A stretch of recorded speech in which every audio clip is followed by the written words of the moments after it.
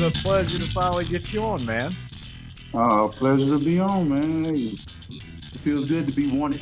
Hey, I'll take that for what it's worth, man. And I'm gonna be honest with you. Like, I feel like a lot of people should definitely remember and know exactly who you are, but just in case they don't, I'm just gonna give you a shout out because you are a two-time All-Pro, a second team All-Pro one time, a five-time Pro Bowler, and well, I think you're like 18th all time in sacks. Does all that check out? Does that sound right? Yeah, I think I dropped down. I was when I ended my career, I was number 9, and I needed like 8 sacks to be in the top 5, but I ended up having an injury, and I didn't even get to complete that year. It's like my whole career was just injuries. Like if I couldn't get injured so much, I would have been like really nice.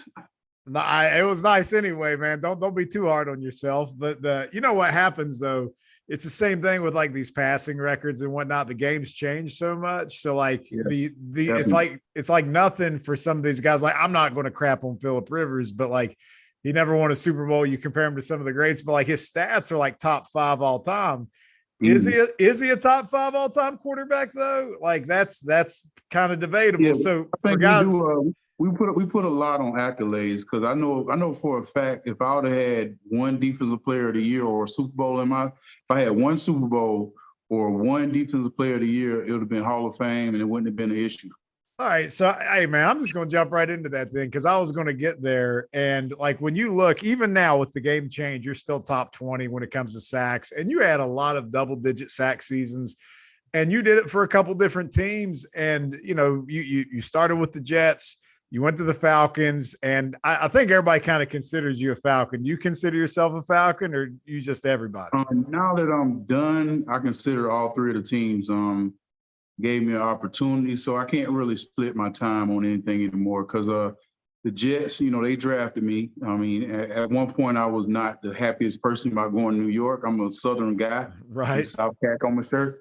So I wanted to stay closer to home. I think that was just the brat in me, the kid, wanting to be close to home, wanting to be close to friends. Uh, I got to choose Atlanta. I got to choose Atlanta. Being a free agent was probably the best thing from being recruited to go to college. Like all the accolades, people trying to talk to you, and people want to see you. You make yourself feel wanted again. So being a free agent definitely was good. And then coming to Arizona when like nobody wanted me at the time. Like I went from being wanted to not being wanted. And Todd Bowles and Bruce Arians did a great job. And just like they literally told me when I packed my bag, just pack your bags and stay. And I just wish I could have did a little more for them, in my career. Right. I definitely Bruce as a coach, you hear a lot of bad things about him, about how he coaches and little penalties and how he did people. But as an overall coach and a guy, I think he's a great man. Yeah, and I know you went out there to Arizona and you had a really good productive run there toward the end, but what I know the injury bug bit you. At the end of it, was it, if I remember right, was it concussion issues or was it what Yeah, happened? concussion in the first game, and I really can't remember anything about that game. I just recently found a clip of where I got hit in the head, and I'm like, oh, okay. Because like for me, it was you play on autopilot. You're so used to doing something. It's kind of like with you when you get on this podcast, you automatically know what you're doing. You know to hit this, hit this. If I got to get the person in, I'm getting them in like this, and it becomes so rehearsed and so well groomed in your head, you don't even realize that you're doing something. Like I had to literally this year start looking at some of my old tape and see like, are you a Hall of Famer? Were you a fantastic player? Were you a good player? And I'm looking like, if I take my name off the back of the jersey and I saw that guy playing, I would say, yeah, that he's definitely got potential to go. I think one thing about me, I let my DUI in New York take me away from media and take me away from doing things that I wanted to do. So I think that was a big factor in me like not being as heralded as a lot of the defensive players that you hear about. Well, and I think the other part of that is just not having like those big postseason runs or Super Bowl appearance. I mean, and it's a team sport, man. Everybody goes into that, but when you look at guys around the league that have similar, careers that you had, and I think like a guy like Robert Mathis comes to mind, and he gets a lot of accolades, but he got to play opposite of Dwight Freeney, and he was on the Colts, and they had a lot of runs there. And DeMarcus Ware is another guy, and he's on the Cowboys, so that's like another amount of pub that kind of comes with that. And I think a lot of people kind of football fans can put you in that same atmosphere with them, but I think just because the way things played out, like you said, unfortunately, how the Hall of Fame works, you're not quite getting that love there, man. So how does that settle with you though? Like, do you talk to anybody about it? Are you at peace with it? Or like I'm just trying to start pushing myself to it. I went through a lot of personal stuff the last couple of years. So, I had a lot of hate, a lot of regret, a lot of things that I didn't know how to handle. So I went through treatment for the last couple of years, just getting mentally prepared for life. A lot of people you see right after the NFL, they have a plan and everything like that. Like my plan was to finish that year out, and instead of me doing what I needed to do, preparing myself mentally, because I had a concussion and it was pretty bad. But me, I'm like, it ain't nothing but a concussion. It'll be gone in a couple of days. Yeah, right. That's not true. That's not true. You definitely have to do your due diligence if you want to bounce back from something like I had. Yeah, and I don't know how it went throughout the career, but how many concussions did you think you got while you played football? I honestly would never know. A lot of times back in the day, we called a concussion stingers. Yeah. Oh, he got a stinger. When the last time you heard somebody say they had a stinger? Yeah, it's been a minute. You don't hear it at all no more because they're going right in there for concussion protocol. Now, if you ask me how many stingers I had there, I know I had at least 1 or 2 a year. So, right. And also back in the day, it was more of like, if you had a concussion, you was viewed as soft, not like you had a problem. It's like, dude, this dude's soft. He can't even get hit. You know what I mean? Because it's like being a boxer, being any kind of physical sport. Like we say basketball is soft, but we never back. If you got somebody who's never being hit in the face and they get hit in the face, I think if I came right now just slap you in your face, you gonna be like, yeah. Don't slap me, John. Don't slap me. Yeah, but you see what I'm talking about though. No, and to be honest with you, man, to hear you talk about kind of the journey you're on and where you're at now, like that's almost more of a macho thing nowadays, because like it's so hard for people to get help when they need that help, and there's always been a stigma with that. And you're talking about like going back to the playing days, like you don't want to say you're weak, right? You want to say you're strong, yeah, but man, exactly. but that's the stronger thing to do though, is to be able to do that. I'm glad you said that, because for me it wasn't a strong thing. I felt like I was being weak because I always thought I was an independent person, but then I realized I was so dependent on everybody else around me to take care of me. Coming from college to professionals, even going down from paying your bills to, taking care of your kids, small things that, we really don't pay as much attention to, is way more important than what I was doing on the field. But, on the field is where I was making my living financially, right. But mentally I wasn't doing enough to build my mindset. So for as long as I'm doing good on the field, I'm doing good in life, me personally thinking. But then, when life hits you and the only thing you have is yourself, like literally yourself, and you really have to be independent. It's a tough course.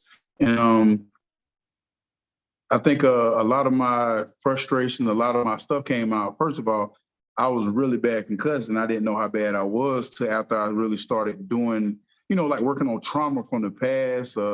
It's crazy, like how much stuff that we don't know about that can be hindering us every day. And I never had anyone really to sit down and talk. So I didn't have a father. So I always saw my coaches, or I saw like older people as like kind of like a father figure, but they weren't really a figure that I should have been learning. I should have been learning myself, because you're the biggest figure you ever have. Like there's a point in life when you got to start making your own blueprint in life. Like stuff that, a lot of things that I would not do or would do because of what I saw everybody else do.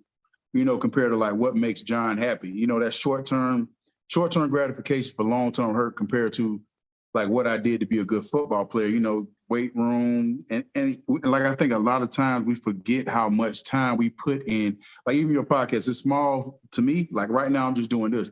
After you get off this, you got to sit there, edit. You got to take this out. You got to see if this look right. You got to make sure that you can hear John. You got to make sure the camera's good. It's a lot of stuff that we forget about. Like I forget about how many hours I put in through college. You know, how many people I tried to help. You know, there's a lot of things, and mentally, sometimes it hits you like bricks. You know, it all comes at once, and you're not ready for it.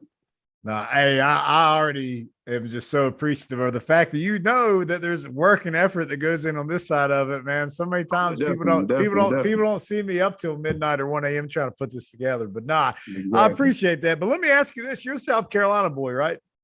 Yeah, there's South Cat. That's right. South Cat.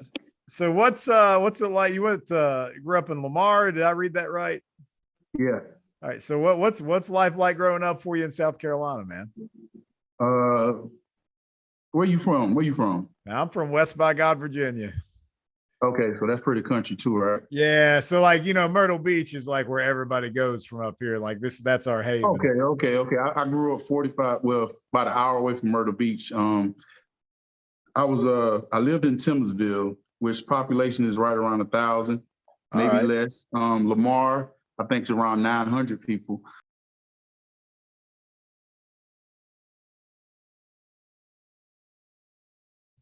Hey, I lost your mic, John.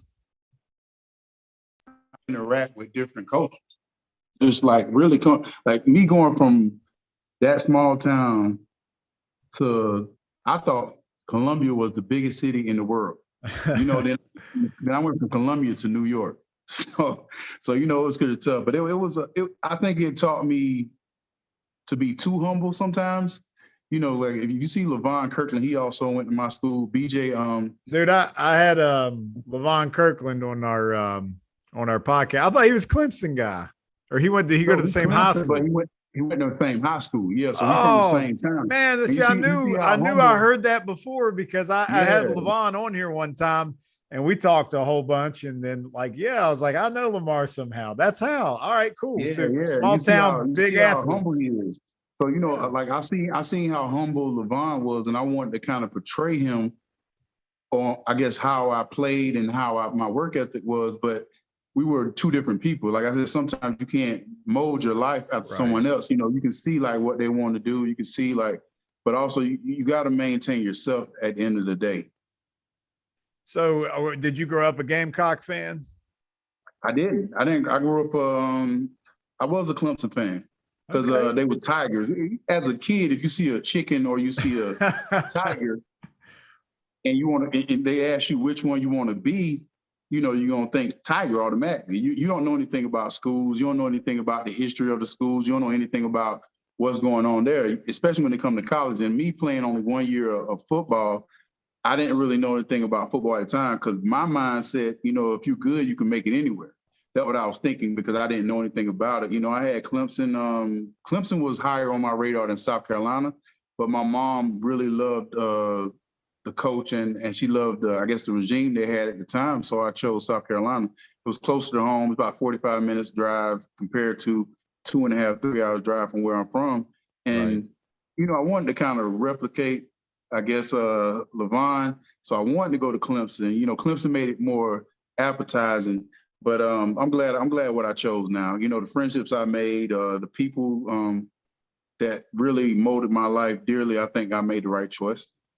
Well, I mean, I think you're right. Sometimes it doesn't matter where you're at. You can make your own path. But that being said, it did work out for you because you were a first-round draft pick and you get to go to New York. So that's back when they were doing the draft still in New York. Did you go to the draft or did you just stay at home? Well, I wasn't really highly tutored. I was highly tutored for the NFL, but not for like the draft stuff. You know, I was more of like, they saw me like play, you know, like coaches watch you play. Every now and then you'll see a player and like I got booed. Like I literally got booed. It was like, who the hell is this guy? That's why I was going to ask because I know how those New York fans can be. Yeah, I lost 21 straight games. My junior year went 1-10. My senior year went 0-11. So people were not thinking like people weren't looking at me as a player. They were looking at the team I was on. And I'm not knocking none of my teammates. All those guys were great guys. I had a couple guys actually that was with me also got drafted, Ray Green and Arturo Freeman. They didn't have the career that I had, but also they made it on an 0-11 team. And I think Lou Holtz had a lot to do with that. I think the strength of Lou Holtz's name just gave me a little more oomph, you know, because they were like, oh, okay, and running a 4-3, 4-4, that ain't bad either. No, that don't hurt. Yeah, that don't hurt at all. So when you get up to New York, just going from small town South Carolina, you play at South Carolina, you go up to New York. I mean, that's the biggest city in the country, man. Like how long did it take you to even find a comfort zone from all that change? I never did. I'm gonna tell you, and I'm not trying to knock the older guys that were on my team at the time, but a lot of the guys were drinkers. A lot of the guys were drinkers. So Yeah. I did a lot of drinking. We had older guys that were like from the late 80s, early 90s. And back then football was more of a manlier sport. And I ain't talking about, I'm not saying it's manly now, but the difference between how if you want to look like being a man was you got to drink somebody under the table. Right. I know I know exactly what you're saying. I know exactly. Back when we it wasn't like if you were a young guy, come on, you got to drink with us. I'm like, man, I don't feel like drinking tonight. Come on, you got to drink with us. And and then I got hurt my rookie year, so all I had was time. And they tried to put me on pain pills, and I found out pain pills weren't for me. And I started drinking. I drank one night, and I alleviated the pain the same way I could with the pills. I was like, and it lasted longer. So I got really bad into alcohol. But and I stopped drinking for like 4 or 5 years when I was there. I think I'm the only person probably went to New York and didn't go to the Empire State, not the Empire State. I'm sorry, the Statue of Liberty. I was really homesick, man. I ain't gonna lie to you. And I had a head coach that really, I don't think he ever really indulged in me or liked me or really, I think he judged me from my off the field stuff compared to like what I was as a person, and not knowing that I had mental issues at the time. Like, I didn't even know I had it really. Like looking back, I understand that I was dependent on something that I shouldn't have been dependent on. I probably could have been a better player if I had a better support system around me, But like think about it, you're 21 years old, and this way before we had media like we got now. You can just reach out and ask somebody like, I need help with this, so you got somebody to push you in the right way. Like everybody I kind of grew up with and hung with were just people doing stuff that probably wasn't necessarily the right thing to do if you wanted to be a great player. So you spend 3 or 4 years in New York, and then you end up in Atlanta. And Atlanta, I remember those teams. They had some solid teams, but at the same time, there was some constant change over there. I think you might have had Jim Mora, Bobby Petrino, Mike Smith as all the different head coaches while you were down there, I think. And then obviously, Mike Vick was down there and the stuff happened there. So there's a little bit of distractions and stuff going on with the Atlanta Falcons at the time. But, just comparing that to your time in New York, what was Atlanta like when you got there? And just kind of talk a little bit about the tenure. Every coach I had there, except for Patino, whatever his name is, the Bobby dude, every coach I had there was always a loving coach and someone I can talk to, like open doors. Like it was totally different from when I was in New York. I mean, when I was in New York, I didn't trust none of the coaches. I didn't want to talk to them. I didn't want to be close to them. I didn't even want to be a better player because of them, because they had so many restrictions on what I can do as a player. They made me feel, I remember one time I made the Pro Bowl, they said I got lucky. There was a lot of stuff that went on in that locker room that wasn't natural, but I didn't know, because it was my first year I got hurt. The second year we switched to a new coach, and I'm like, and he came in and he changed the whole defense. I came in as a linebacker, so I had to go back to defensive end. And for me, like it was like, no, I don't want to play this position no more. I'm great at linebacker. Like linebacker is my position.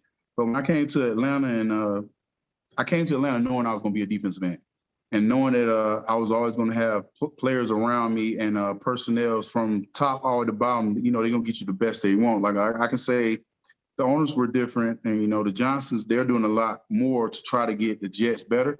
Like they're working on a team now. It was kind of like when I got there, it was more of, I own the team compared to I'm a part of the team. but Arthur Blank is a part of the team. He wants to see us win, and he wanted them to think it. So it's a big difference. And I never felt relaxed like when I came here. Like when I got to Atlanta, man, when I said the frustration, just being relaxed and wanting to do something for someone, wanting to give your best because the people expect the best out of you and they want to see you do good. Like when I was in New York, I didn't feel that way. I didn't feel like they wanted me to be an all pro. I didn't feel like they wanted me to be an all-star. I felt kind of like they wanted me to do bad. And it sounds bad, but it's kind of like I think they were trying to give me tough love, but instead of giving me tough love, they broke my self-esteem. No, that makes more sense when you put it like that. Actually, I think I know what you mean. And so you go to Atlanta though, and you got all that frustration from New York and that experience. But overall, your time in Atlanta resulted in you having some really good years. And I know if I go to find anything about you or try to find anything about you, there's so many sports writers and people in the area of Atlanta that talk about you so fondly. Like that's why I asked at the beginning if you consider yourself more of a Falcon than anything else, because they consider you a Falcon for sure. Like there's a lot of love there. Only reason why I say like I got love for the Jets. We had an all-time team, and the Jets put me on their all-time team. The Falcons didn't. So it's kind of like, really? Yeah, it's very hurtful. Like that was very hurtful. But also I can say it could have a lot to do with what I've done like in the last few years, because I said I wasn't mentally correct in the head. So I said a lot of negative stuff about Atlanta that I'm not saying I regret saying, but sometimes when you're hurt, you want to hurt people around you. You want to hurt people because I literally love Atlanta. Like I love the Falcons to the day I fly because they really brought me back. But I guess me being cut from here is what really like just right. It almost brought the same hurt and pain I got from when I was with the Jets the whole time. The first year with the Jets, it was great until I got hurt. And then when I got, then it was just like another thing that just like snapped in my head. And I didn't know I had issues like that until then, and I harbored those compared to just not letting it go or seeing it as a business thing, but working through it. I never worked through it.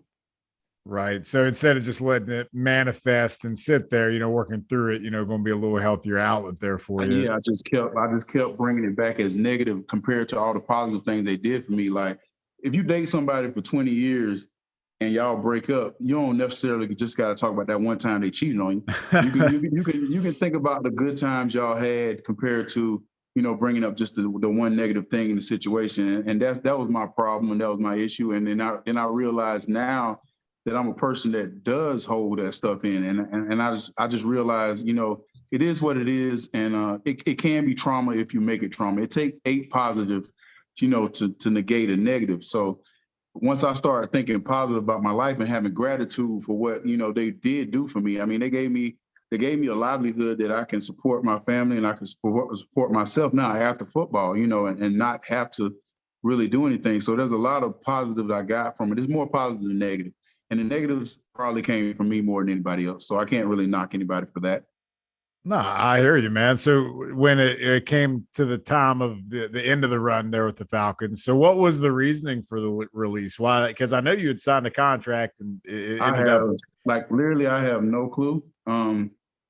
Because if it was handled better, I probably went to another team.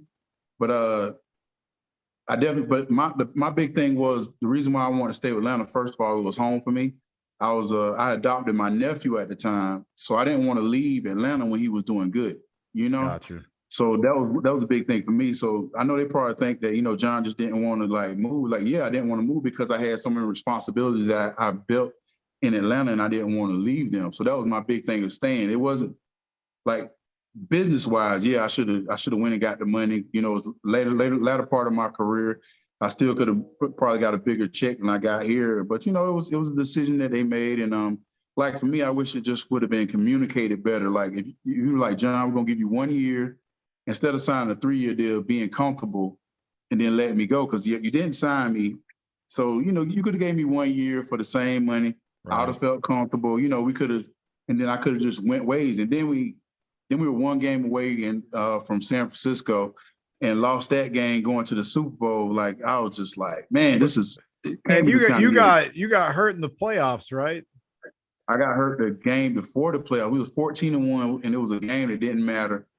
And they put me in the game, and I played like the whole game. And I'm sitting here like, and even the people from Tampa told me, John, be careful, because our coach told us to hurt y'all. And I end up getting hurt from one of my players, not from another team. They get rolled up on you or something? Nah, I was going for a sack, and Parade Jerry came around and hit me head on. And I'm glad my foot was planted, and I ended up hurting my ankle. So I was like, go fig. But we still end up, getting the opportunity. But I really felt like that was my chance. If I would have got that chance, because I think they played Baltimore. I knew I always play good against Baltimore. Like, that's automatic. I always play good against Baltimore. So I knew I would have had a chance to get a ring then. And I think if I would have got that ring, it kind of solidified you. People want to talk to you more when you say Super Bowl champion John Abraham. And right. I knew like I'd have been damn near like a god in Atlanta, because Atlanta ain't won no Super Bowl. So we know how it's gone since then too. It hasn't been good. Yeah, so. Man, that whole like you win the Super Bowl here in Atlanta, man. Like, people love you off GP anyway, just because you play for the Falcons. And so I just knew, like, I felt like the cards were right. That's why I felt like I needed to stay, and I felt like I was an integral part to do that. I didn't want to move, and stuff happens, man. Looking back now, I don't regret it as much as I did before. I just felt like I just wish we would have sat down for dinner. I wish they would have took me out for dinner at least and just say, John, we're gonna do this, compared to a phone call from somebody else. Right. Nobody wants to get a fax or something that says, hey, you don't work here anymore. No, it's not good. Exactly. So all right. So how'd you end up in Arizona of all teams? Like, I know you mentioned that you kind of connected with those guys out there and had a good relationship with the coaches, but like, what made Arizona kind of stand out to you? I ain't gonna lie, it really didn't. It didn't. When my agent, we was going around and people were like, why they cut him? Everybody was trying to figure out why they cut him. Like, this guy got 10 sacks and they cut him. Like, why'd they cut him? And it probably was more of my off the field issues, the mental stuff I was going through, and I didn't know how to handle. So I was bringing stuff in the locker room probably. And I think that might have had a lot to do with it, which Mike Smith didn't have a problem with, because Mike Smith knew I had issues. But Mike Smith would talk to me and help me, through a lot of things. There's a lot of days that I came in there and Mike Smith saved my ass. So, maybe I think Thomas Dimitroff just got tired of it though. And I can talk about it now. It was in the past, and me getting help, and like literally I've been getting help for the last 2 years on just, being cool with your feelings and being cool with loss. I actually posted on my Facebook one time. I played probably like 9,000 to 12,000 plays, and I didn't get a sack every play, but I came back. That's the same way you got to do in life. Life are like push-ups. It might be easier to go down and tough to get up, but that's what you got to do. And, right now in my life, I'm trying to learn how to plank. I'm trying to just hold steady, So it really is like that, man. It's tough, but it's worth it once you get your mental stuff. I think I didn't see that in other people. I thought everybody else was just living good. Like, nobody else ain't got problems. Everybody, when you have mental issues, and especially when the concussions, when you start reading on concussions and reading on why people do certain things. Like, I think the first thing I read about concussions, like this 5 years after I had my last concussion, I read about why when you have concussion, you automatically go to violence. And that started running a train in my head, and I just started reading up on it. Then I started, because I got locked up for like just beating up people and got in altercations, got sued, being rude to people. And I'm like, this is not me. Like, my mind was doing it, but I wasn't. And I couldn't control it. And it was crazy because it's like people start to know you as that. Like, well, John can't come in here because he's like that. And I'm looking like, that ain't even me, man. I'm like, that's not even how I be thinking. I come home and just break down because I couldn't control myself around a big environment, and it was scary a lot, man. I mean, it was scary. I mean, I got to the point of suicidal stuff, and I think the last time I tried it, that's when I put myself and I said, I'm done with it. Like, I gotta get help, John. I don't care what I gotta do, but I need to be here for my family. Like, when you lose your self-worth, and this is beyond football, just in life, period. When you lose your self-worth, it's a terrible thing. And like all the stuff I've accomplished, I never showed gratification for it. I never showed gratification because I always wanted to do more. Like, I always wanted to get back on the field. I always wanted to be a better father. I always wanted to, be better at this compared to sometimes you're doing the best you can. And people don't understand that. So a lot of times we'll move away from stuff we did because if you're not having a good day, that's pretty much your fault. I mean, even if somebody calls you with bad news, that don't mean you got to have a bad day. You can find something positive in every negative if you look hard enough.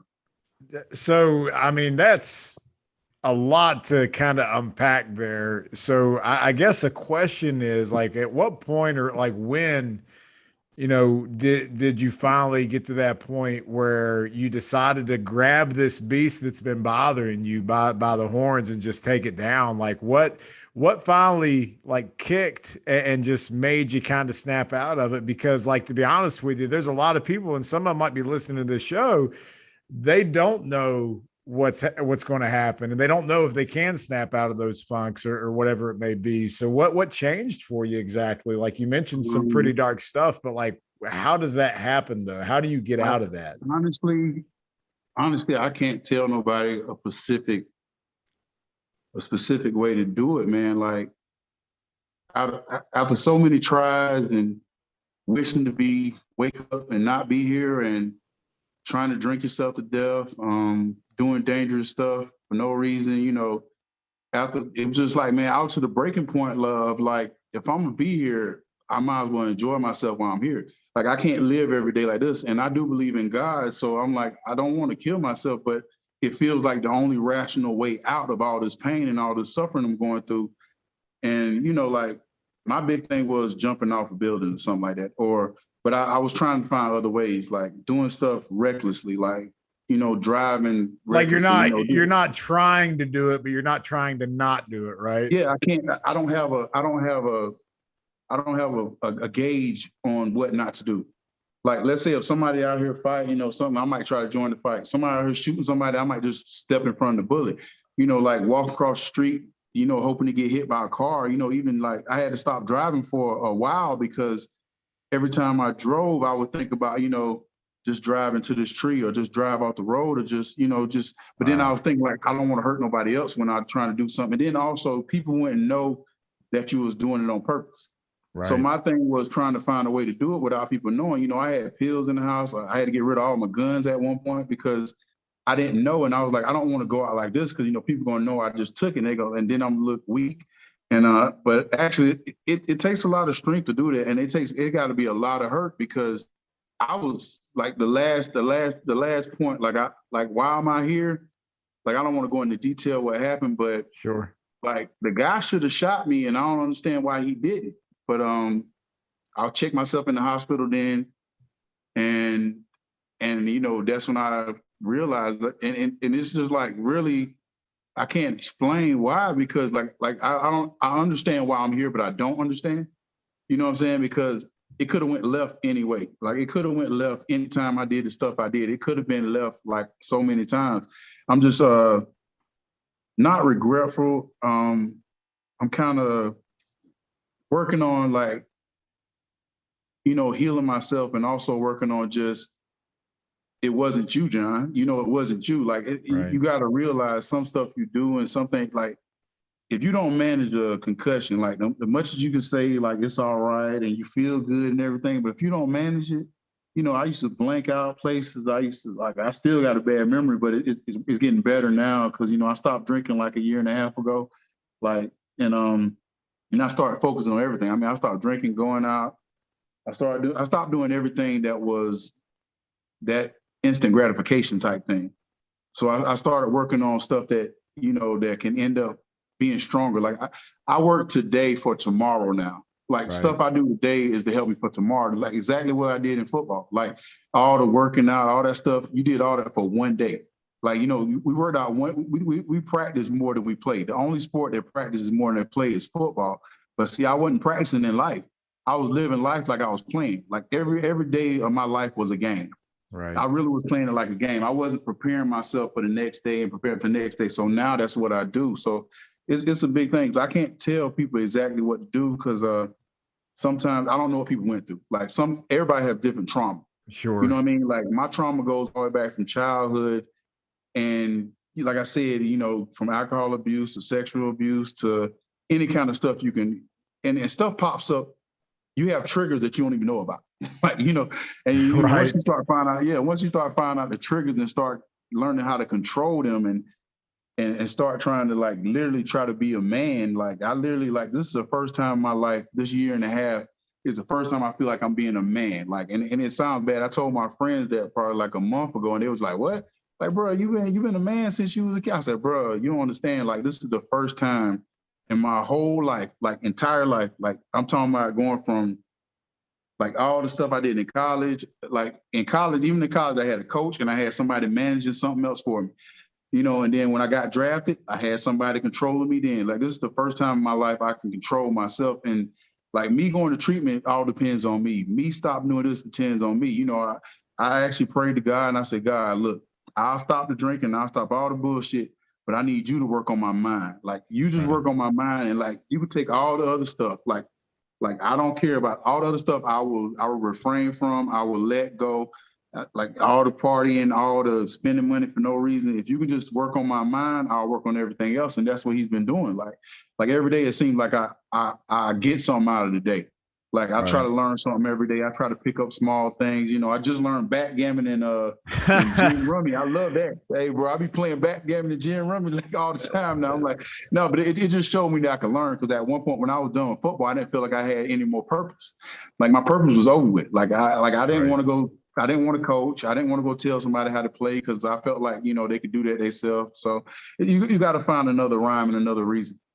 Well, I'll tell you what, a rhyme and reason here is, obviously you're working on yourself, man. That's a beautiful thing. But like, you started up, I say, you're just glad somebody wants to talk to you. This is one of the damnedest interviews I've ever done, man. Like everything you just did and said, like that's all powerful, man. And that's some moving stuff. And the fact that you're embracing it that way, like I hope you get to a point to where you get more comfortable being able to share that with others, man. Cause like, you look around, like even the NFL now, and like, we hear the story about like Darren Waller and people like that. Like, but John Abraham's lived a lot of these stories here, and Yeah. I hope you get to the point where it keeps getting better for you, so you can impact others, man. Because Yeah, it's a lot of the impactful stuff hearing was it.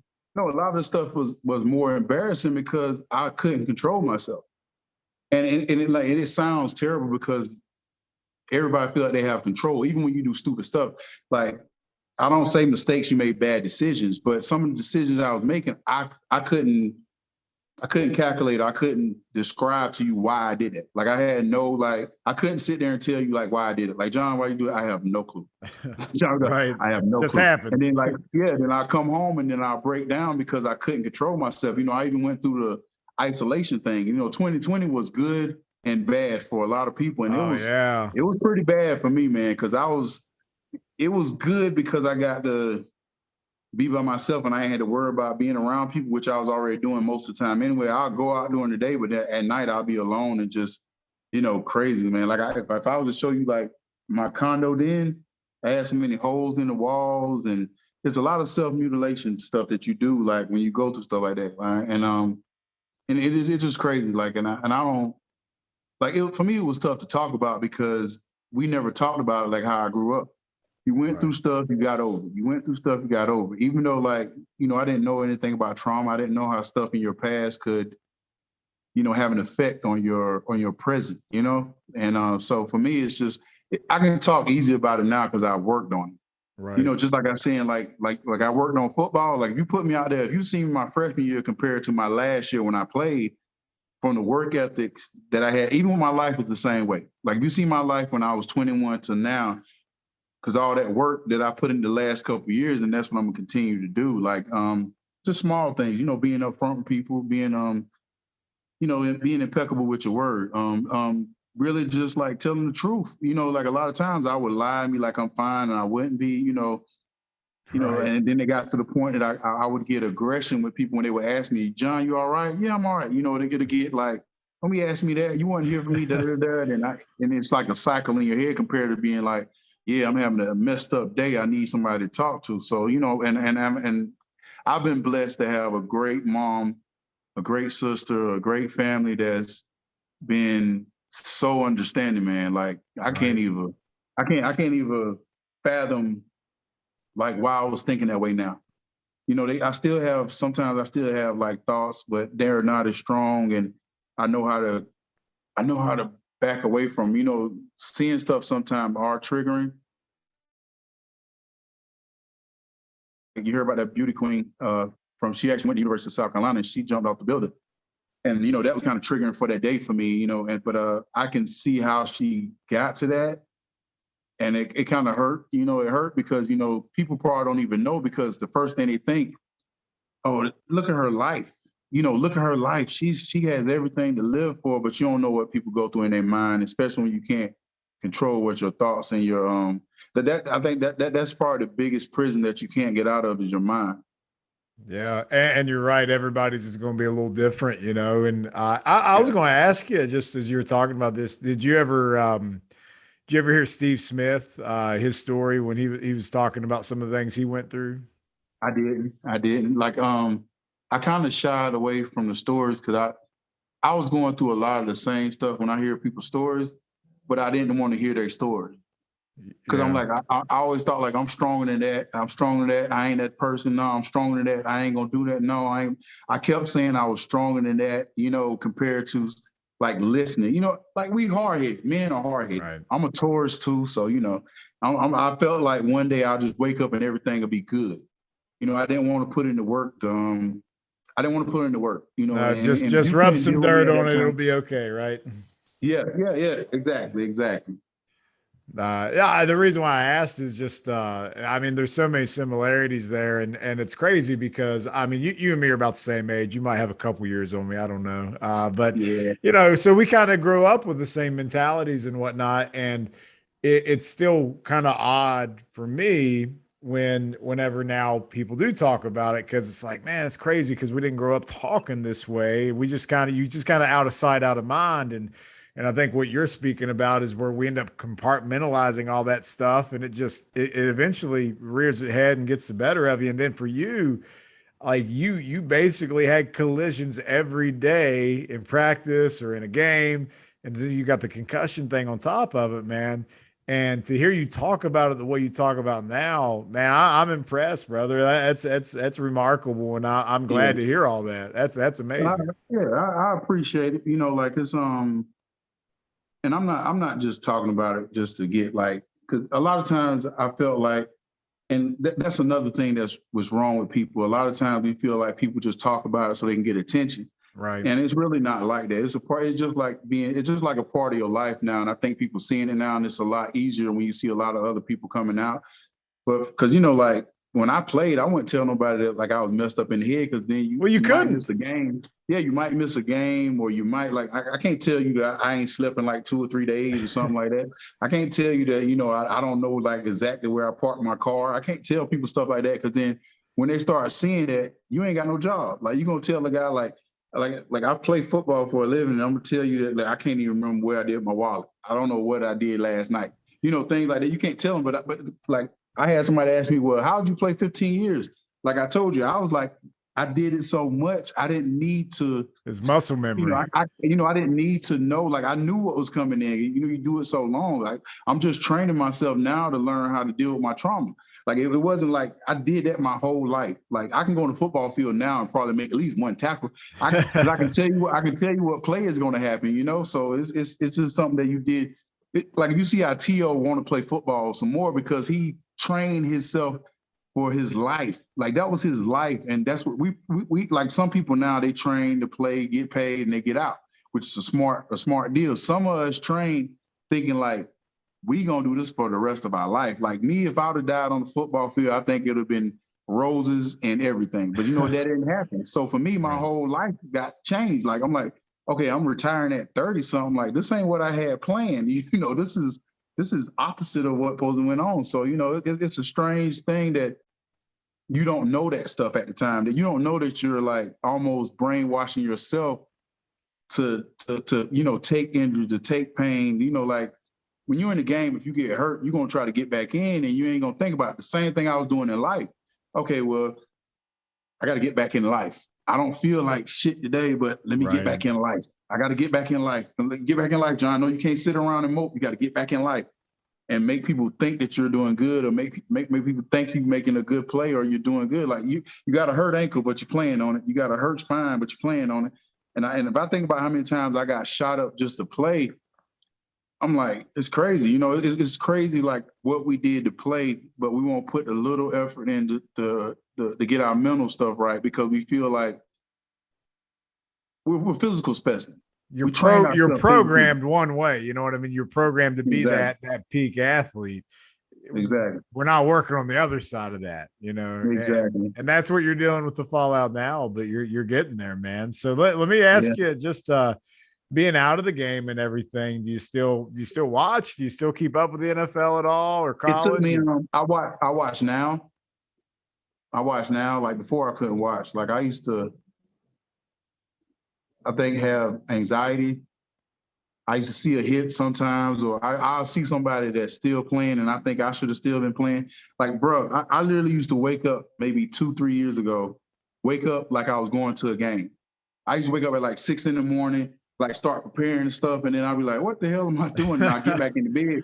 No, I'm serious. Like, and I'm just getting my dreams good. I'm getting good dreams now. I'm like now my dreams make sense, but like back in the day, like I couldn't. Like even like trying to be in a relationship with someone, I couldn't be in a relationship because I would wake up like I was doing, and I'm like, shh. Like for like 3 or 4 years, I swear I still was playing. That's Like that my that's mind that was still that like, automatic that yeah, that muscle memory we're talking about. yeah, You still had it yeah. there too. Yeah. Like I used to have dreams. I literally used to have dreams about playing, and like literally like I had a game, wake up in full sweats. Like I used to wake up in a full sweat, like I just got finished with a game, and I get up and try to walk to my bathroom, and I'm realizing like, John, you don't have a game tomorrow. You're not playing anymore. You're not I'm just like they probably stopped like a year and a half ago, 2 years ago. They stopped, but when they stopped, I kind of can, and I started slowly watching football again, and now I can watch a game and I can contribute to it. I can literally be like, oh yeah, this is going to happen, or what you feel about this, and I can say something about it. Before it was like, I don't give a mess. I don't care what's going on. Like I can't watch this. I don't want to watch this. Because I think if I watch, I would have another dream, and them Right. dreams were the worst, man. You talked about them triggers earlier, right? You don't want to have that.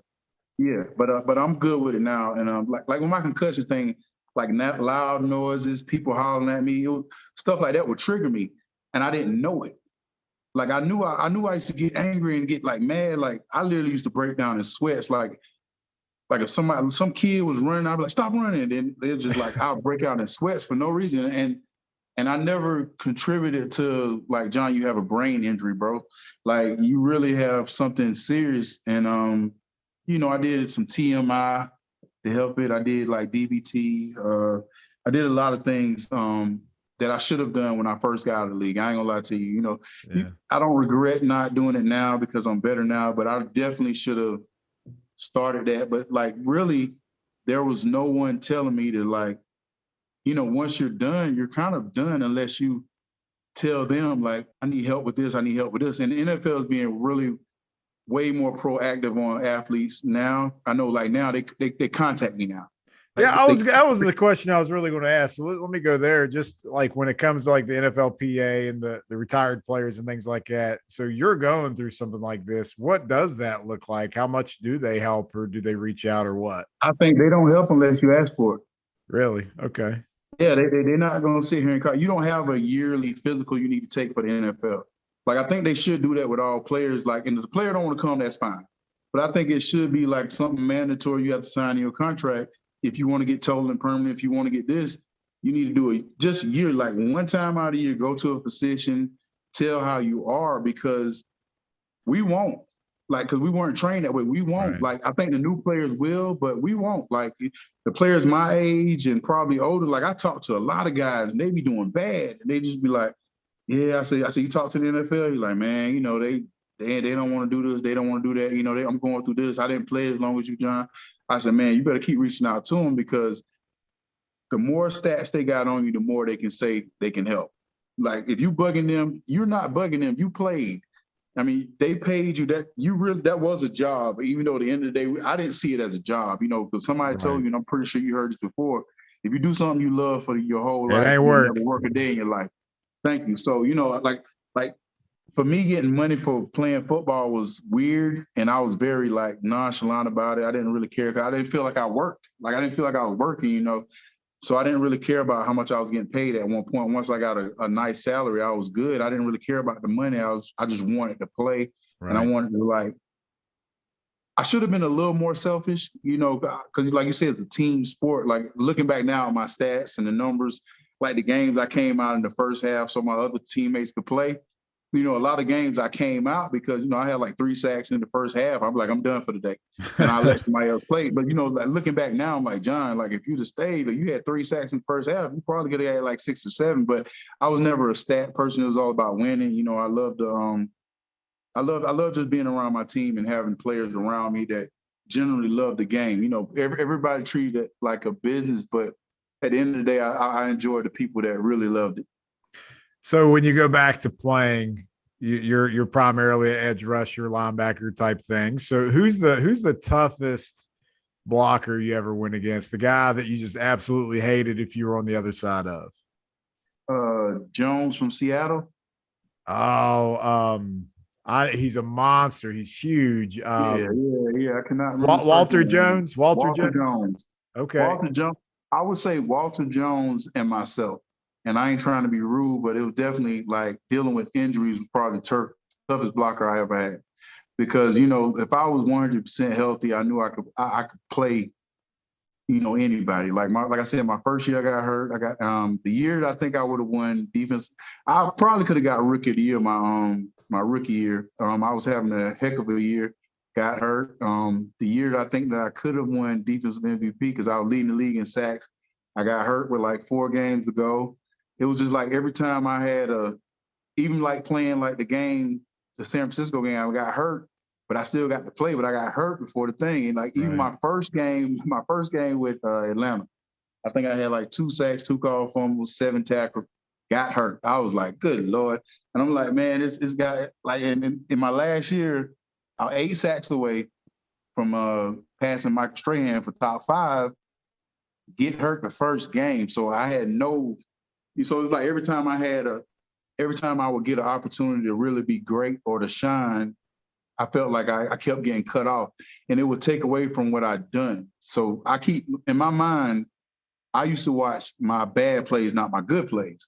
Some people sit there and watch like their sacks over and over and over. So you're not watching highlights, you're watching lowlights. Exactly. It's like Wednesdays and Thursdays, I would come back out to practice because in practice, Wednesdays and Thursdays, I really didn't practice that much because they wanted to keep me healthy. So I wouldn't practice that much, but I'll come watch film Wednesdays and Thursdays with my day, like 9:00 at night. Most people out there trying to chase booty or doing some other stuff. I would be in there watching film Wednesdays and Thursdays so I can know everything by Sunday. So how about quarterbacks? Is there any quarterback that you enjoyed sacking more, or one that was really hard to bring down? You just had a trouble. Maybe he could throw a little shimmy and throw you off sometimes, or are they all just meat for you? I only had one problem, and that was Cam, his rookie year. I missed like 3 sacks on him in the game, but Cam was probably the only one. But everyone you love to sack because you're making a play for your team. You know what I'm saying? Like if you're a hunter and if you're a gatherer, you got to get the sack. You can't hunt and gather if you don't bring that to the table. Like everybody on the field are hunting. Everybody on the field, even the quarterback hunting, but he ain't gathering. I don't think people got to understand what that statement is: hunters and gatherers. So you can hunt, but we got to gather too. We got to collect stuff too. Like you can be on the hunt all day, but if you ain't getting no tackles, you ain't gathering. So I'm a hunter and gatherer, baby. No, that's why it's a game of inches, right? I was listening to the Super Bowl stuff. We got the Bengals and Rams coming up, and TJ Hawkinson plays defensive end for the Bengals. He played a lot of offense in high school and college, and he was doing an interview today, and he said, sack's better than a touchdown by far. So I just want to ask you, do you agree with that? Stat-wise, probably not, but personally, yeah. And I think that's what he meant. I think it's what he meant. That's a good point you made because I would never have that feeling again in life. And if you haven't ever experienced it, and I did it 133 and a half times, and I promise you, and it goes over my mind like I would never experience that again. And I just realized that that's also trauma too. that's also trauma. I don't care who you is, man. Like it's kind of like with T.O., he'll never score another touchdown in the NFL again. like with me, I would never sack somebody again. I can't go out in public and just hit somebody and get that same kind of feeling. Like you can Right. get different kind of, you can get drunk, you can have sex, you can get high, you can do whatever you want. But the feeling you have when you make a play, like for cornerbacks and interceptions, for quarterbacks it's touchdown throws, maybe even a handoff, a great handoff or a change of play. Stuff that you can't do in real life. And people don't understand like being in real life and trying to find that same dopamine or try to find that same Yeah. euphoria, it's impossible. It's impossible. And I'm just getting over that. Like I had a long layover from getting over there. And I got to realize I will never have that. I will never have that feeling again. What before I let you go, but I'd been messaging you a little bit. You were out in California there a couple weeks ago, out in Catalina. How was it out on the West Coast, man? It was nice, man. It was beautiful, man. Like I try to do a lot of things to keep me centered. A lot of things that I would have done, like I wish, well, not wish. I hate saying wish and should. A lot of things I would have done in the NFL if I'd have had my mind right. You know, Right. like going to Catalina, going to see. I went to the High Museum for the first time here in Atlanta. Beautiful artwork, and it really like gets you centered, man. And like going to Catalina, then I also went to the Getty Museum for the first time, bro. If you ever get a chance to go to California, you got to go to the Getty Museum. It will mess your head up. Like you see it, you see the art in there. I stood by a Van Gogh picture. You know, it's just like small things that I'm looking like I could have been doing this, but in my mind, I was a football player. This ain't what football players do. Football Right. players, you know, they party, we do this, we do this. We have like a stigma that I tried to live up to, which I ain't had to. So it's a lot of things, but definitely California was a nice, just peaceful, and I had a great time, man. It was one of the things that I could accomplish a long time ago, but feeling it now is also good. So you're just living life and enjoying the stuff that's out there. And so Now anything, some stuff. what else are you looking forward to doing, man? Anything else on your you got a bucket list? Anything that you definitely want to knock out? Man, I ain't gonna lie to you. I take one day at a time. Um, I don't really try to plan too far. I like today, like I know I'm going to the Super Bowl because this will be my first time being like in an NFL environment in forever. So I'm going. They get to have something for the 100 Sack Club, sponsored by Bruce Smith and the NFLPA. Awesome. So I'm gonna go to. Yeah, I'm going to. This is my first time, like, because I don't think people understand like how my mind was. I ain't felt like I was good enough to be around those guys. Right. And it's a crazy thing because you know all them guys are alphas. I think I'm more of a beta guy. And I know it's kind of messed up to say, you know, because I'm an alpha in some areas in my life, but when it comes to like, you know, I'm bigger than you. I can do this better. I can do it. I don't need all that. You know, like I try to be an alpha when it comes to being a parent.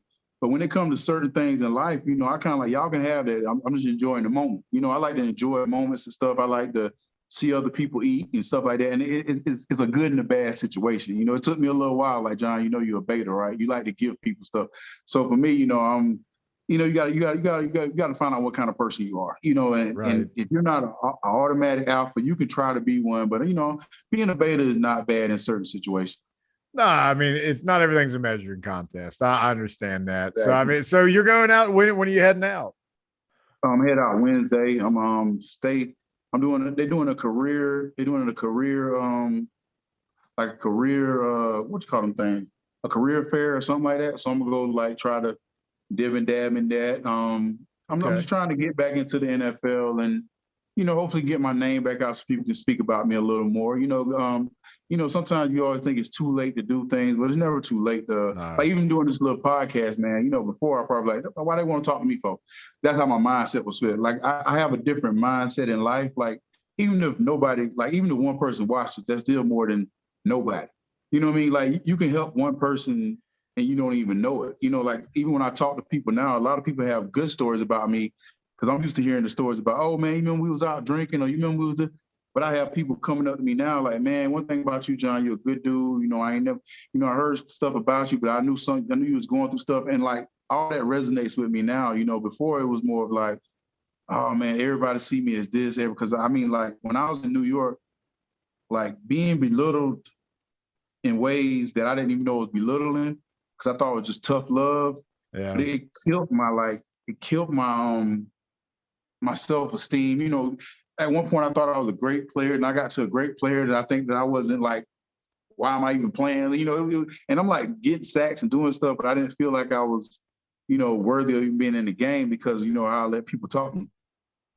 But yet you still moved past it and had this great career, and now you're starting to get back into it a little bit, and that's awesome. You get to go out there and be around these guys, and hopefully something positive will keep growing from that, man. Because I can tell you, like, just from talking to you tonight, like, I got a lot out of this, man. I don't even sorry listeners, I don't even care about them. It's just you and me talking, and like the conversation I thought was awesome. And just to hear that perspective, man, I mean, that I'm immediately processing all these things in my own life, and thinking about people I know or even experiences I have, because at the end of the day, man, none of us are perfect, and we all got our demons, man, and just handling it is different for each person. And yeah, I'll tell you a good thing to do if you can ever get a book about mindfulness.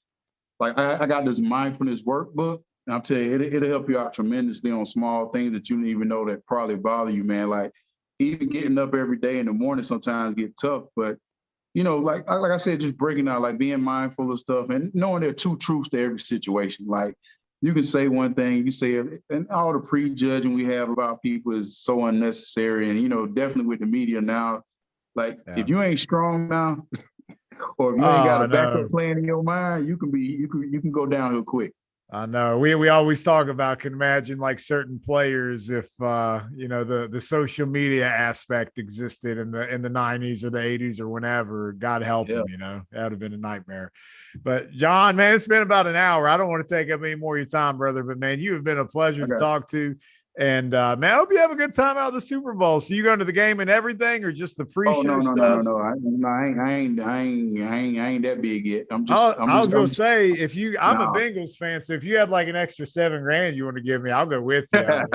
Yeah, them tickets are crazy, right? Man, that's out of control, man. And I was looking because I growing up a Bengals fan, I don't know if I ever get the opportunity to go to the Super Bowl, but I was like, man, I can't. It's like buying a car, Yeah, that's ridiculous. I just don't need to buy another car. I think Ocho Cinco said it though. Like, how you expect like people that really genuinely want to come see their game? Yeah, they can't afford that. It's nuts, but that's all right. That's why we got TV. It'll be okay. Exactly. But, man, thank you so much for coming on, John. I'll shoot you a copy of the podcast once it drops, so that way if you want to share it out or listen to it yourself, or critique how good your story was, man. Because I'm gonna tell you, on a scale 1 to 10, man, I'm giving you a 10. This is awesome, and appreciate it, man. I appreciate you, man. It meant a lot, and I'm glad I realized that I have talked to 2 superstars from Lamar, South Carolina. Now that all makes a little more sense. Yeah, that's crazy. All right, John, man. You have a good evening, brother. It's been a pleasure. Appreciate that. All right, buddy.